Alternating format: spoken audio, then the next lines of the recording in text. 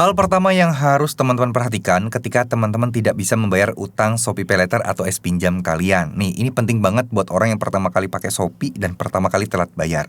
Karena kalau enggak, kalian akan stres, kerjaan kacau, hubungan sama keluarga pun akan berantakan, gampang tersulut emosi dan stres, kerjaan berantakan semuanya. Ya, karena penting banget dan udah terjadi di kebanyakan orang. Oke, gini. Kita harus tahu dulu kalau Shopee ini kan legal dan mereka diatur oleh OJK dan tidak akan terjadi hal-hal yang aneh-aneh dan tidak akan terjadi hal-hal yang gimana-gimana gitu ya teman-teman ya.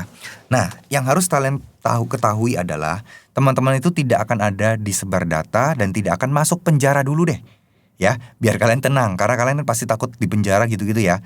Terus masalah soal penagihan, gini. Teman-teman harus tahu bahwa Shopee ini itu memang ya boleh untuk melakukan penagihan datang ke rumah. Tapi pertanyaannya ada nggak DC lapangan ke rumah? Itu penting sekali. Karena nggak semuanya ada loh. Nggak semuanya ada DC lapangannya. Ya teman-teman sekali lagi, tidak semuanya Shopee itu punya DC lapangan. Sekali lagi ya, karena teman-teman saya tahu banget bahwa teman-teman itu takut DC lapangan akan datang menagih ke rumah, bikin malu di keluarga dan seterusnya. Enggak. Hal yang harus kalian tahu adalah aturan-aturannya aja dulu, resikonya dulu deh. Biar kalian tidak gegabah, tidak sampai gali lubang dan tutup lubang, tidak ketakutan sampai blunder ya, sampai melakukan kesalahan-kesalahan yang sebenarnya nggak perlu kalian lakukan, itu penting sekali. Yang salah satu yang saya pengen sampaikan ke kalian adalah, ya masalah denda udah pasti utang kalian akan bertambah, tapi tidak akan bisa lebih dari 100%. Ya, kalian tidak perlu takut sampai yang masuk pengadilan, di sidang. Gak usah, meskipun ada omongan seperti itu, tidak perlu dibikin takut. Tenang aja, insya Allah semuanya akan baik-baik saja. Intinya kuncinya cuma satu yang saya pengen sampaikan ke kalian.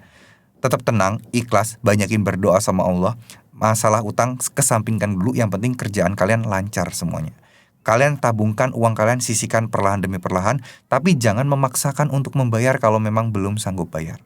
Ya, mending ditabung dulu uangnya sampai kekumpul, kalian bayarkan. Itu akan jauh lebih baik daripada kalian bayarkan cuman tagihan 1 juta, kalian bayarkan cuma 100.000 seipris, gak berasa.